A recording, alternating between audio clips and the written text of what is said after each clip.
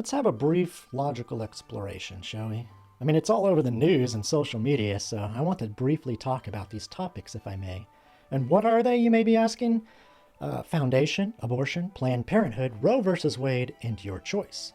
Now, our decisions will always be based on the values and standards and morals we have allowed to be cultivated in our lives from the foundation we have chosen to build our life upon. And we can, by our choosing, always change that foundation. And if we are not careful and root it deep in a solid and firm foundation, we can be swept away. Now, as I say in my podcast, From My Standpoint, in episode 53, Is It Acceptable, Part 1, we all have a God in which we trust and worship. This God will be your foundation. So, who is your God? Now, Joseph Stalin once said, "One death is a tragedy, but a million is only a statistic."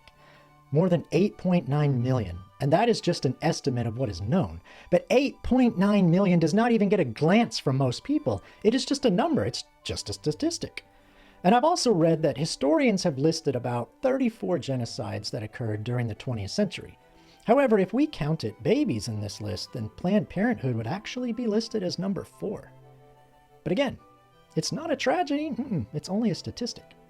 And speaking of statistics, did you know that according to Planned Parenthood, and you look this up, less than 1% of the abortions they perform are for rape or incest? Planned Parenthood, as I've correctly heard it said, and if you do the research, you would see why I said correctly, people don't need Planned Parenthood, but Planned Parenthood needs people to make money. In 2019, they made an estimated $500,000 plus per day on abortions alone. You really should read up on this and the supposed 3%. As we all should know by now, Planned Parenthood was founded by Margaret Sanger, who by her own mouth, she pushed for abortions through eugenics and advocated for the very same things as the Nazis did with their T4 program. Interesting. You should really research that too. And research what Dr. Alveda King says about it and Margaret Sanger. It's really interesting because the truth is wilder than fiction. And it's estimated that about 79% of all Planned Parenthood abortion clinics are located near one of two communities, Hispanic and Black.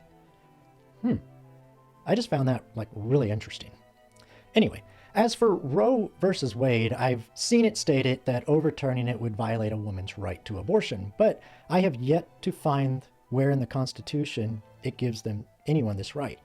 Also, I thought, what if we applied some logical reasoning to what we have been told to believe and accept by, and sometimes it would seem, most who support this? So first, there is no difference between a man and a woman. Anyone can be any other one or any various version of gender recently created. Okay. So if this is true and a man can be a woman and a woman can be a man and both can choose to be any of the other seemingly never-ending gender categories, that how can we claim a woman's right? There is no woman. Not if all are and can be a woman at any given point, unless we claim all are women and thus give all the right to decide. And this explains the next one, I think, a little bit. Secondly, we can't define what a woman is.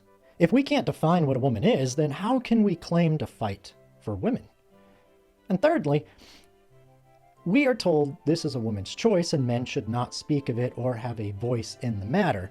And that would go for me. A lot of people would say that about me. But we are also told that men can be women and that men can also get pregnant and have babies. I'm still not quite sure how they can claim either one of those statements and believe we cannot define what a woman is, and also believe anyone can be one of the thousands of genders now available to choose on paper. But if men can be women and can now have babies as well, then should they not also be able to speak of it and have a voice in this matter? Shouldn't we claim all are women and all have the right to decide? I don't know. Then again, if all are women, then there is no toxic masculinity to worry about because there are no men, right? And if there are no men because all are women, then it doesn't take sperm and an egg to make a baby because there are no men. Unless we can pretend, but we can't actually change the biology of how God created us in that way. Oh well.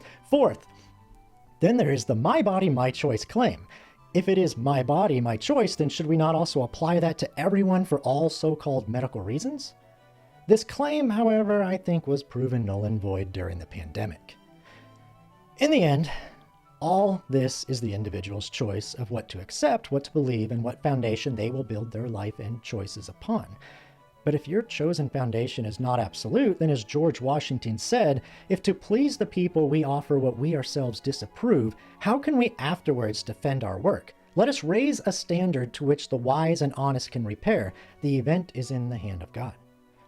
Can you logically, rightfully, ethically, or morally justify what you approve of and defend your policies no matter the year, culture, society, climate, political atmosphere, etc., and do so without changing yesterday, today, and forever?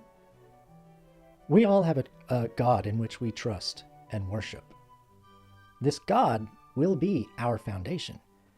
So who is your God? That is a choice you must make.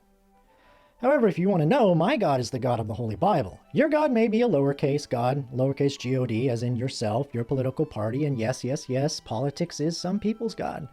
Your God might be government, or a man, or a golden image, or any other thing you make the center of your life and the basis for your foundation, which will produce the fruit of your morals and values and standards. It will be firm and stay the same, or it will be weak and fluctuate based on the times. There is a God of heaven and a God of this world in which all the others serve. You get to choose, but you cannot serve two kings. None of us can.